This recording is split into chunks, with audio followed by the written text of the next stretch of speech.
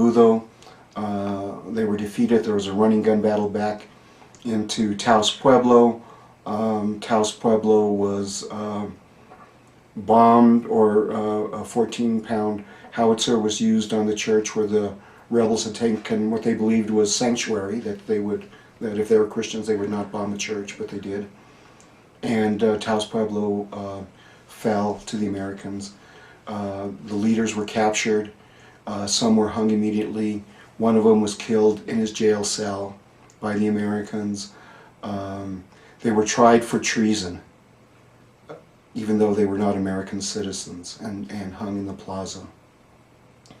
After that, there was a few other battles. One of the battles was known as the Red River Affair, and that happened up right above Questa, where a group of local New Mexicans, including the Comanche allies, ambushed a dragoon of American soldiers and did battle with them.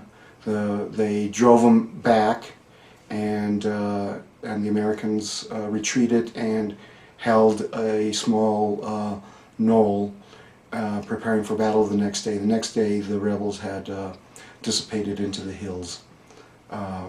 So there was resistance.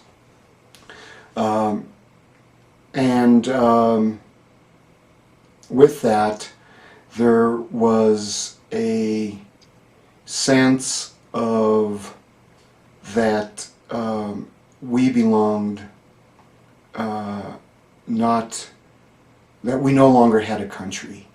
And with an interesting part of that, what happened in 1848 with the Treaty of Guadalupe Hidalgo is that, oddly enough, we were made citizens of the United States, which is pretty interesting considering that the United States at that time, 1847, was torn between free and slave states.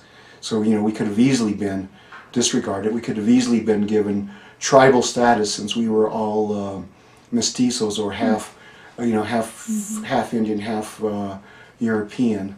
If we would have been given status, tribal status, we would have probably been much worse, because we would have fallen under the Indian Relocation Act, and we probably would have been relocated to Oklahoma and our lands taken.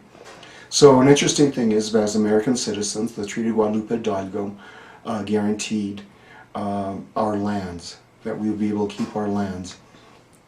Now, of course, since northern New Mexico had been settled hundreds of years before the Treaty of Guadalupe Hidalgo, some of the best lands were these little small villages. And they held some of the richest resources, the water, the mountains, the forests, any minerals that would be found in this. So there was a deliberate effort to strip the title of land from these communities, and it was quite successful.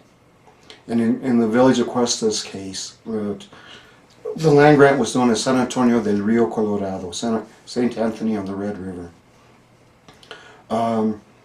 The Surveyor General was appointed by, I believe, the President of the United States, might have been Congress, to settle the land grant issue.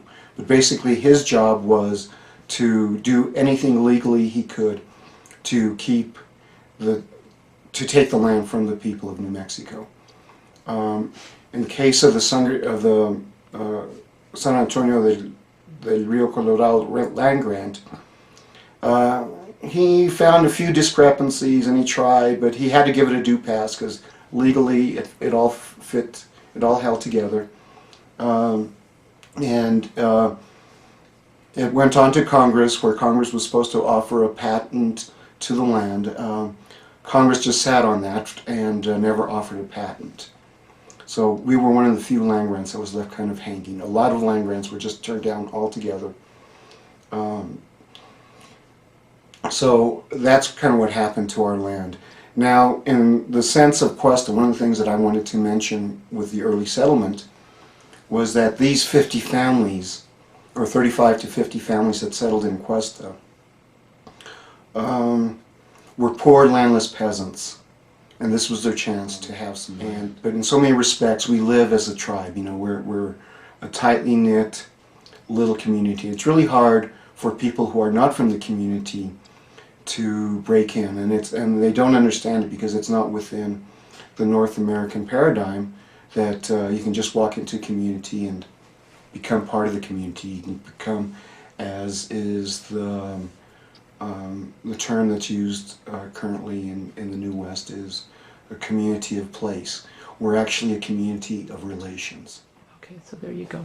So in the 1960s, when I grew up, Questa was actually a booming town. It became a mining town. In I believe it was 1963, Western Nap moved in here to turn the small molybdenum mine where my father worked there was 50 men working. It was a small underground mine into a large open pit mine. I was in the second grade, and I remember there not being enough school books, the class is full, parents checking in their kids one day and never seeing those kids again. Some kids lasted a week, some kids lasted a year, some of the families are still here. It was a booming town, you know. The bar next door ran on 3 shifts. Even though it was supposed to close at a certain hour, it ran all night. Men would call them trap miners. They'd get off their shift, go straight to the bar, drink until probably time to go back to work, and they'd come into my parents' small little store, buy snacks, that was their lunch, and go off to work.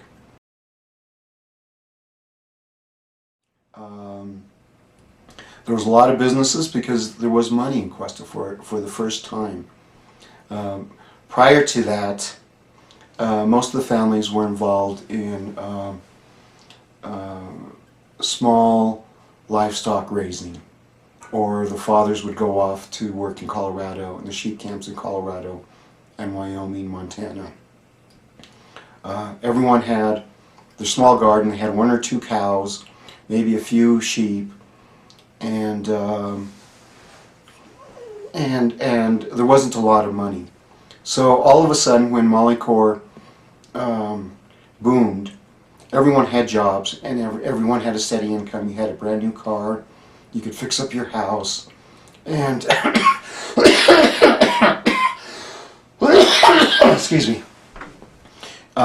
With money, all of a sudden, you became part of the American dream. You could have a Ford, you could have a